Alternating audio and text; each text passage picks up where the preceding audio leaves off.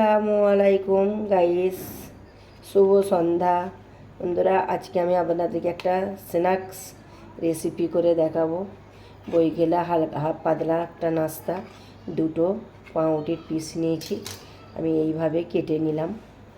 এই যে মধ্যেখান থেকে কেটে নিলাম, কেটে নিয়ে দেখুন এই সাইজটা করে রেখে দিলাম। আবার একটা এরম কেটে নেব। মধ্যেখান থেকে কেটে নিয়ে আমি কেমন স্ন্যাক্স বইকেলের নাস্তাটা করছি আপনারা দেখুন।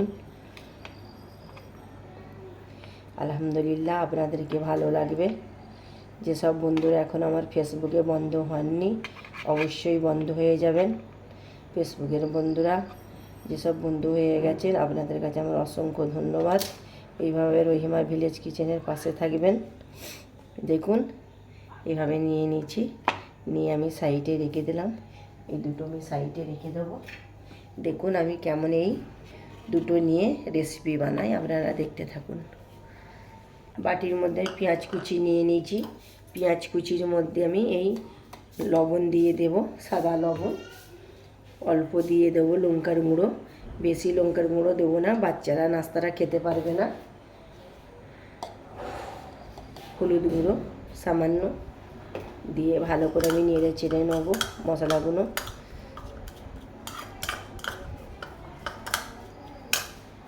নিয়ে একটা ডিম ফাটিয়ে দেবো এর মধ্যে। ভালো করে কুসুমটা আমি গালিয়ে দেব। ভালো করে আমি মিক্স করে নেব।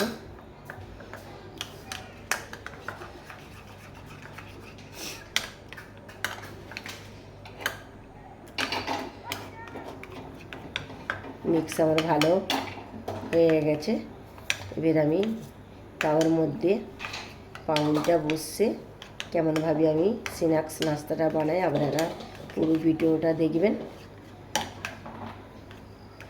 অনেক কথা হয়ে গেল, চলুন আমি গ্যাসটা ধরিয়ে দিই। গ্যাসে আমি একটা প্যান বসিয়ে দিয়েছি, সামান্য সাদা তেল দিয়ে দেব। আপনারা বাটার দিয়েও ভাজতে পারেন, আমি সাদা তেল দিয়ে ভাজলাম। ভাজতে এদিক ওদিক করে আমি মাখিয়ে নেব।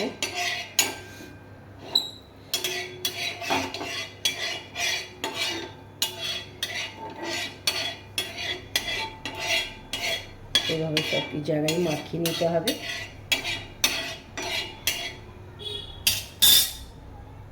দিয়ে আমি পাউরুটিটা এইভাবে বুঝতে দেব।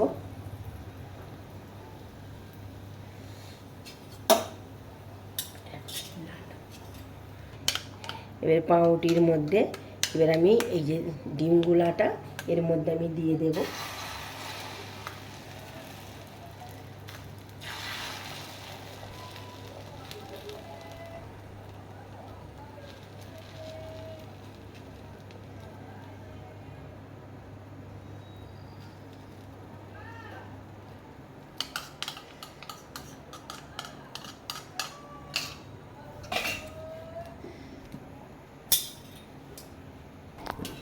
গাইস, গ্যাসের ফ্লেমটা কম রাখতে হবে, নাহলে পুড়ে যাবে, ভিতরে কাঁচা রয়ে যাবে।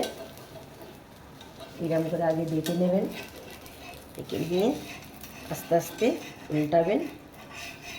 এবার দেখুন আমি এবার আস্তে করে উল্টে নেব।